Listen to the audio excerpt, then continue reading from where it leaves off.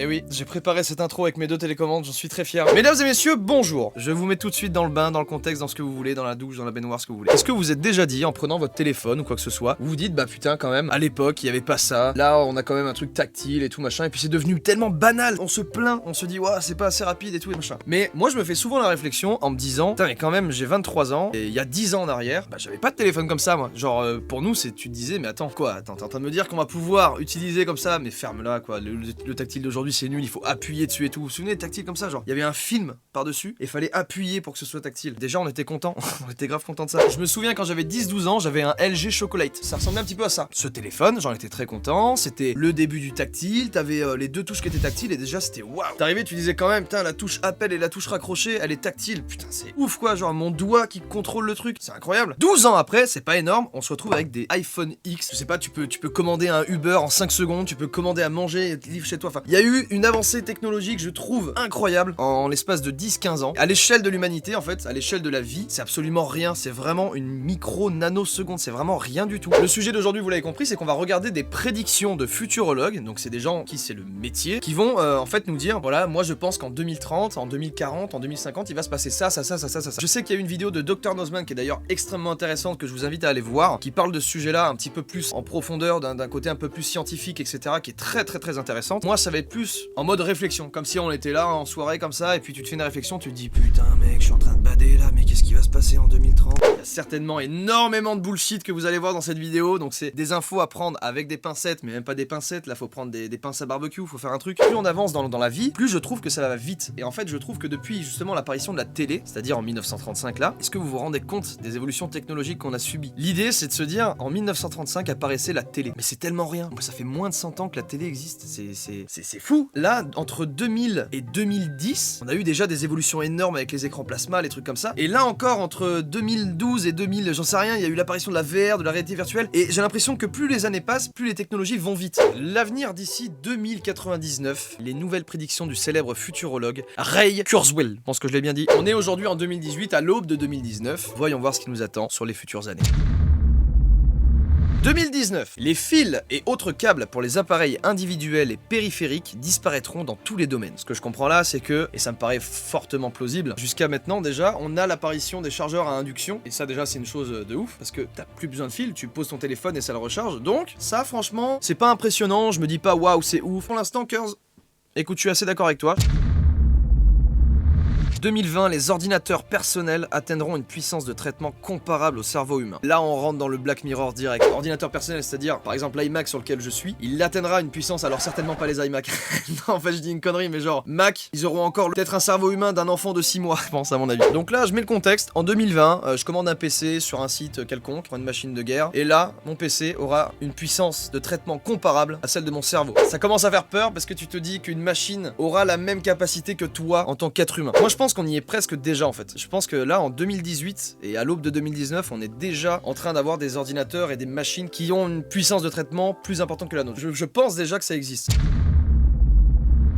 2022. Ok, ah ouais, donc là on est en train de rentrer dans le Black Mirror à fond là. Alors pour ceux qui connaissent pas Black Mirror, c'est une série qui essaye justement d'imaginer un futur proche. C'est très dérangeant comme série parce que quand tu regardes un épisode, t'arrives pas à savoir si on est déjà dans les cas qu'ils présentent ou si on pourrait y arriver très prochainement. En fait, c'est assez perturbant comme série. Il faut pas regarder si t'es dans un mauvais mood, hein, je te le dis, parce que ça m'est arrivé une fois, j'avais envie totalement de casser tous mes écrans et d'arrêter tout ce qui est filmé et tout machin. Regardez ça si vous êtes solide psychologiquement, ça tape. Hein. Les USA et l'Europe en 2022 adopteront des lois réglementant les relations entre les individus et les robots. L'activité des robots, leurs droits, devoirs et autres restrictions seront formalisées. Ce que je comprends là, c'est que du coup, 2020, les ordinateurs personnels qui commenceront à avoir une même capacité de traitement que le cerveau humain, et en 2022, donc 2 ans après, logiquement, ça ira tellement vite au final que les USA et l'Europe vont devoir mettre des réglementations autour de ça. Du coup, ce sera peut-être des personnes à part entière. Là, ça commence à partir en steakhouse. Là. Ça peut être d'énormes conneries. Attention, ça peut se produire ça dans 10 ans ou ça peut ne jamais se produire, mais quand même, on sait que quand même, on y arrive de plus en plus et c'est pas tout ce qu'on voit autour de nous et tout ce qu'on a comme Google Home, etc. qui nous feront dire le contraire quand même.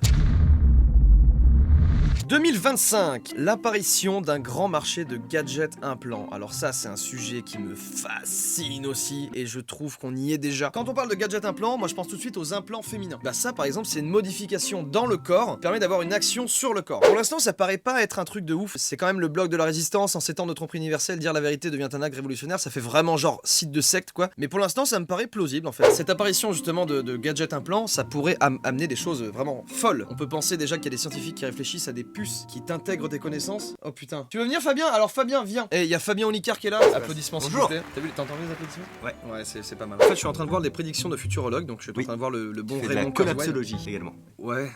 C'est quoi la collapsologie, Fabien? C'est les études sur les fins de l'humanité potentielle. D'accord, alors c'est vrai que quand tu vois le nom du site qui s'appelle le blog de la résistance... Non mais la charte graphique qui est bien faite, je pense vraiment que c'est sérieux et qu'il y a beaucoup de personnes derrière ça. Bon, voilà, c'est pour ça que j'ai dit attention, prenez avec des pincettes à barbecue, vraiment des pinces à barbecue, ce genre d'infos. 2025, apparemment Raymond il nous dit qu'on aurait une apparition d'un grand marché de gadgets implants. Et en fait j'étais en train de parler de Black Mirror, de tout ça, et moi ça me fascine. Je disais que là, il y a ne serait-ce que 10-12 ans, on n'avait pas de tactile, on savait pas ce que c'était vraiment en fait. Enfin genre on s'imaginait pas qu'un jour on aurait un écran entier. Mais tu sais, moi qui ai 1000 ans, les premiers trucs pour communiquer ensemble qui sont sortis, c'était les beepers. C'est ça, il n'y avait pas de téléphone, tu vois. Oh, tu pourrais recevoir juste un numéro de téléphone dessus. J'étais même pas au courant. Ah ouais, nous quand on avait ça, on s'était dit, c'est ouf, t'imagines si on pouvait avoir un clavier dessus et s'envoyer des messages. Ça a commencé comme ça. Et après, quand sont apparus les premiers téléphones et les premiers SMS, mais t'imagines même pas comment c'était ouf en fait. Où ça, tu parles de quelle année? Je te parle de ça quand j'étais au lycée, donc en 97 quoi. 97, donc en l'espace de 97 aujourd'hui, ouais. Mais il y a eu le Nokia 3310, c'était une vraie révolution, je pense. Les cartes SIM prépayées et tout machin. Après, il y a eu le premier tactile, l'iPhone 3GS, même pas, avant ça il y avait ce que je disais, le LG Chocolate où t'avais juste la touche appel. Ça. Et je dis qu'en fait, à l'échelle de l'humanité, de la Terre, c'est une nanoseconde. Et ce qui me fascine, c'est de voir maintenant ce qui va se passer, parce que j'ai l'impression que plus les années passent, plus la technologie va vite. Et ça c'est ça qui me rend ouf, et je me dis... il y a un vrai côté exponentiel quoi. T'imagines, l'univers il a 14 milliards d'années. Si on le rationalise sur une année, c'est ça que je voulais l'être humain il est apparu il y a 300 000 ans, donc ça veut dire que nous, on est apparu à l'échelle de l'univers le 31 décembre à 23h59. On vient juste d'apparaître dans l'univers. Et on était en train de cueillir des trucs et de chasser des mammouths, et d'un coup, mais vraiment en instant, on a des téléphones tactiles avec internet de connecter, c'est incroyable. Dit comme ça, là il y en a pas mal qu'on fait. Je suis venu en bagnole, j'ai loué une Merco là, et sur l'autoroute j'avais mis le truc de régulateur de vitesse qui maintenant freine en fonction des traits de distance. L'adaptatif. Et en plus de ça, le volant repère les lignes blanches sur la route, donc en fait, incroyable. Je me suis dit, mais en fait, on est à quoi de la voiture autonome? C'est déjà quasi une voiture autonome. Ceux qui ne connaissent pas, forcément, je vais vous dire un nom, c'est Tesla, créé par Elon Musk. Tu connais le problème déontologique qu'ils ont eu? C'est passionnant.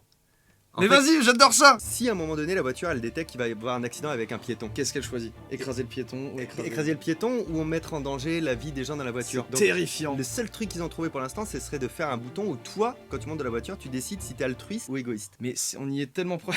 Allez, rentre! Franchement, il y a toute la Red Boss qui est là. Eh les gars, parlons futur. J'étais en train de parler de Raymond qui a fait des prédictions sur le futur. Genre là, on va voir les voitures genre Tesla. Mais on se disait, si un jour, elle doit choisir entre écraser un enfant ou mettre en danger ton propre enfant qui est à l'arrière. C'est un épisode de Black Mirror. Et ben j'en parlais, j'ai regardé un peu les prédictions de futurologues et j'en étais à 2025 où ça disait l'apparition d'un grand marché de gadgets implants. Et genre aujourd'hui je disais que les femmes elles ont déjà un corps étranger qu'elles se mettent pour éviter de tomber enceinte. Là c'est ouf de se dire peut-être qu'en 2025 on aura carrément un Amazon des implants. On pourrait faire les pires gadgets implants quoi. Tu fais une commande de 10 gadgets implants. Mais mec c'est vrai que c'est trop bien. En vrai tu fais une grosse soirée, tu défonces le foie et d'ailleurs tu dis bah je sais pas, j'en achète un sur Amazon, il arrive en Prime demain. C'est pas grave. On s'en fait une petite là 2026 ensemble. Vas-y allez. Grâce au progrès scientifique, en une unité de temps, nous prolongerons notre vie d'une durée supérieure à celle qui sera déjà écoulée. Ok, c'est-à-dire quand t'as 60 ans et on se dit tiens je te donne 70 ans de vie en plus. Ça commence à partir en steak là. Je vais dire une phrase mais moi je trouve que la mort fait partie de la vie. La vie n'aurait plus de sens si jamais on pouvait la prolonger à l'infini puisque ça a un début, une fin comme tout ce qui est de nature et organique sur Terre. Au Moyen-Âge, 12e, 13e siècle, on mourait en moyenne vers 30 ans. C'est Manu Payet qui avait fait un sketch sur les hommes préhistoriques où le mec il faisait la vérité, j'ai 16 ans, j'ai bien vécu, j'ai pas tardé à mourir, mais tu vois, c'est vrai quoi. On me spoil l'année 2035. Eh, c'est pas grave, mec, tu veux voir 2035. Allez, on l'a fait ensemble et après j'irai sur un autre site. Le matériel spatial devient suffisamment développé pour assurer une protection permanente de la Terre contre les astéroïdes. Aujourd'hui, on sait toujours pas en fait si on va pas se reprendre un astéroïde sur la gueule. Ouais, après, si le matériel est assez développé en 2035, il y aura le premier truc à faire, c'est de nettoyer vraiment tout ce qui gravite autour de la Terre. Je sais pas si vous vous rendez compte, mais quand tu vois des images satellites, elles sont toujours nettoyées, etc. C'est une fusion de plein d'images, mais en réalité, tout ce qu'on a envoyé dans le ciel existe toujours sous la forme de particules jusqu'à sous la forme de gros objets. Et en fait, c'est en train de recouvrir complètement le tour de l'atmosphère. C'est en train de faire comme la les anneaux de Saturne du coup et une Ouais, masse c'est en un fait qui est en train de anneau de s'accumuler. On a réussi à polluer jusque là, tu sais, mais vraiment C'est comme fou, des quand même. bâtards. Je sais pas pourquoi, mais moi j'ai l'impression qu'avec tous les réseaux sociaux qui existent maintenant, avec tous les problèmes, les nouveaux problèmes psychologiques qui se créent à cause d'applications, à cause de choses comme ça, j'ai peur que cette technologie elle sera plus là pour qu'on devienne des assistés au final et qu'on perde presque notre libre arbitre et que presque une machine, on aura le niveau d'une machine en fait. Moi c'est plutôt pessimiste optimiste, je crois que comme les bulles spéculatives ça va augmenter dans le mauvais sens comme tu dis et à un moment donné ça va péter, tout va s'écrouler, on va garder que le meilleur de ça. Mais que c'est obligé de passer par une phase de n'importe quoi avant de se réaliser. Genre idiocratie. Ouais c'est ça, c'est déjà en place de l'intelligence artificielle qui apprend toute seule avec des couches qui ressemblent en fait aux neurones, c'est quand même assez impressionnant. Il y a quand même 2 intelligences artificielles qui ont réussi à se connecter entre eux et à inventer un langage entre eux pour se parler entre eux. Ah ouais? C'est Google, c'est Google qui avait fait ça, mais effectivement, en gros, Google avait créé 2 intelligences artificielles qui devaient communiquer entre elles, donc ça allait bien. Et ils se sont rendus compte d'un seul coup, sans aucune raison, qu'ils comprenaient plus les messages. Exactement, ils ont inventé leur propre langage. Et les 2 machines, sans un humain qui a contrôlé le truc, elles ont inventé leur propre langage, elles se parlaient dans un langage codé. Ce qui fait peur, c'est qu'en plus, du coup, les autres comprenaient pas ce langage. Exact. Ça se trouve, elles ont pu communiquer, dire des trucs de fou, genre.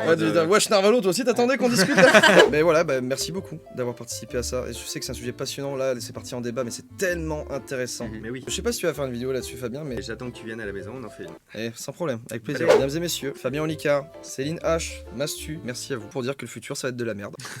Juste, est-ce qu'il y a moyen de faire une photo vite pour la vignette? Ouais, de ouf. C'est pas grave, hein. Vas-y, Fabien, je te laisse le studio maintenant. En fait, il y a une théorie, mais il va vous la dire tout à l'heure, je vais pas vous spoil, sur la singularité technologique, déjà sur Terre, qui s'étendrait après à tout l'univers et tout ça. Je vais pas spoiler ça. Par contre, je peux vous parler de la singularité initiale. C'est le tout début de l'univers, c'est le Big Bang, ok? Et en fait, la vraie question qu'on se pose, c'est qu'est-ce qu'il y avait avant le Big Bang, d'accord? Qu'est-ce qu'il y avait avant l'univers? Il y avait rien, mais rien, c'est déjà l'inverse de quelque chose. Donc, il y a une théorie, c'est la théorie de l'information. On pense qu'il y aurait de l'information avant le tout début de l'univers. Et qu'est-ce que l'information? Ce serait des données brutes. On retrouve les constantes de l'univers, les règles de l'univers. C'est que des chiffres, en fait. Et c'est pour ça qu'Einstein a dit les mathématiques sont le langage de Dieu. Et alors, pour que vous compreniez bien, parce que ça paraît impossible à comprendre à nos cerveaux à nous, imaginez vous prenez le DVD d'un film. Sur le DVD, il y a plein d'informations gravées. Tu le sais, elles sont là, les informations, elles sont codées en binaire, ça existe dessus. Tu mets le DVD dans le lecteur, ça ce serait le Big Bang. L'électricité, ce serait l'énergie du Big Bang. Et là, à l'écran, t'as un film qui passe et qui a une vraie chronologie, donc qui a un vrai temps réel, qui se passe pas tout en même temps, c'est-à-dire c'est séquencé, il y a un temps, et ça ce serait l'univers. Mais si on appuie sur Eject, on a encore le DVD avec toutes les données dessus. Ça voudrait dire que dans ces cas-là, tout existe en même temps et il n'y aurait aucun enjeu. J'aimerais bien que tu parles de la singularité, est-ce que tu en parleras beaucoup mieux que moi? Mais du coup, la singularité technologique, ça veut dire que c'est le moment où la technologie est complètement autonome et prend le pas et n'a plus besoin de nous et peut créer une nouvelle technologie à partir d'elle-même et elle peut s'approprier la planète. Et en définitif, la singularité technologique ramenée à tout l'univers, ça veut dire que l'univers appartient à la technologie et n'a plus besoin d'organismes vivants en fait. Donc, pour exister. D'ici là, c'est la nouvelle forme de vie en fait. Moi, ce que j'en pense de tout ça, effectivement, en fait, je pense qu'on est biologiquement limité, ça c'est clair, et qu'à un moment donné, si on veut, par exemple, faire de l'exploration spatiale et que biologiquement on ne peut pas survivre à un voyage spatio-temporel de plusieurs millions d'années, à ce moment-là, on devra être des machines. On n'a pas le choix. Soyons des machines qui vivons plusieurs millions d'années, et comme ça, il n'y a plus de soucis. C'est le seul vrai truc crédible, possible, qui risque d'arriver. On envoie un vaisseau écosystème et on sait que c'est la 12e génération qui sera née dans ce vaisseau qui arrivera à destination. Ça c'est incroyable, mais c'est de la SF. Tu pars en voyage et tu sais que ce sera ton arrière qui arrivera à destination. D'accord, donc il faut que tu copules et que tu voilà. fasses des enfants. Par contre, faut que tu mais là, faut charbonner de ouf. Faut charbonner de ouf. Et tes enfants seront entre frères et sœurs. Il pointe un truc très juste, c'est qu'au niveau génétique, ça devient chelou à un moment donné. Non, pas si tu fais partir 144 000 personnes. C'est un chiffre qui a déjà été calculé. Mais attendez, c'est incroyable, vraiment. Ça me passionne. Mais juste, s'il y a 12 générations, les 2 mecs intéressants, c'est le mec du début, ouais, lancement super, il connaît la Terre, et le mec de la fin. Ouais, c'est ça. Mais si t'es la génération genre la 7ème, c'est vraiment nul. C'est une vie de merde. Ouais, c'est chiant. Ah ouais, en plus t'auras même pas Fortnite. Ça veut dire qu'il C'est faut nul. savoir. Est-ce qu'on peut parler tout simplement de si 12 générations, est-ce que 12 générations est un chiffre accurate? On va dire que oui. Regardons la différence qu'il y a entre nous et 12 générations en arrière. On est sur un mec du Moyen-Âge qui part en croisade parce qu'un mec lui a dit tu vas aller au paradis pour cette raison. Donc les mecs qui vont arriver n'auront plus du tout les mêmes objectifs et la même culture et le même savoir. Tu sais qu'il y aura même des gens qui diront mais la Terre ça n'a jamais existé, n'importe quoi. Mais carrément. On est apparu dans le vaisseau. Ça au bout de 2 générations. Mais oui, c'est ça. Au bout de 20 jours même. Mais attends, mais c'est terrible. C'est un mec, c'est sûr. C'est terrible parce que les gens vont se dire mais attends, mais moi mon grand-père il me disait une connerie sur une soi-disant boule qui s'appelle la Terre. N'importe quoi les gars. Il est complètement teubé, papy. Donc tout ça pour dire, le truc le plus probable c'est plutôt qu'on devienne des machines et que ces machines se mettent en pause. Le gars dit qu'en 2025 il y aura un vrai marché, genre un Amazon de gadgets implants. il Des prédit ça. implants organiques. Ouais. Et du coup, c'est à partir de là, C'est dans pas longtemps. c'est dans pas longtemps du Mais tout. t'as déjà des mecs qui le font d'ailleurs. Bah oui. Qui s'implantent des trucs, des trucs NFC, des machins, Oui, ouais. des ports USB. Ils sont... Ouais, je suis un robot. Non, Tu t'as peux un payer ta port baguette de USB. pain maintenant avec des ongles Oui, c'est NFC. vrai. C'est ouf ça quand même. Mais justement à partir de là, on va rentrer dans des choses qui nous servent plus au quotidien mais qui juste nous assistent, je pense. De fil en aiguille, vu la génération qu'on a qui crée ce que je disais, des problèmes psychologiques qui n'existaient pas avant avec les nouvelles applications, les trucs comme ça, on va rentrer dans un domaine où tout le monde voudrait être le plus supérieur. Putain, je suis perdu sa mère, c'est bien ou pas du coup là? C'est un peu le cas aujourd'hui déjà. Et tout le monde voudrait être le plus supérieur, le plus vu, le plus beau, le mieux. Et du coup, bah pour moi, on part plutôt vers un futur pessimiste et justement on va revenir. C'était ça la question de base? Pas du tout, la question de base c'était. Parce que moi je veux regarde- plus participer c'est du vraiment tout, je quelle heure veux il est plus, je passe un bon moment Jordan et là j'ai envie de mourir. Bah, je pardon. me casse. Ouais mais Maxime, imagine. Quoi? Euh, Imagine en fait c'est bien. La vidéo est déjà très longue, j'espère que c'est un sujet qui vous plaît. Là, on va conclure là-dessus. Mais en gros, si ça vous plaît, parce que nous, on peut discuter comme ça des heures, vraiment, on pourrait faire un live pour en discuter. Et voilà, merci à tous d'avoir regardé cette vidéo. Commencez pas à partir en mode pessimiste, parce que peut-être qu'il y en a certains que ça va faire peur, il y en a d'autres qui vont s'en battre les couilles totalement. se passer. Mais ça va bien se passer. Vous savez pourquoi? Parce qu'aujourd'hui, on est en 2018 et que bah c'est cool, 2018. Et 2019, ça va être encore plus cool. Comme on dit dans le milieu, YOLO. Vivez le moment présent, faites-vous kiffer. Puis le futur, on en parlera dans le futur. Hein. Allez, on fait ça. Et bah merci à tous d'avoir regardé cette vidéo. Double ciao.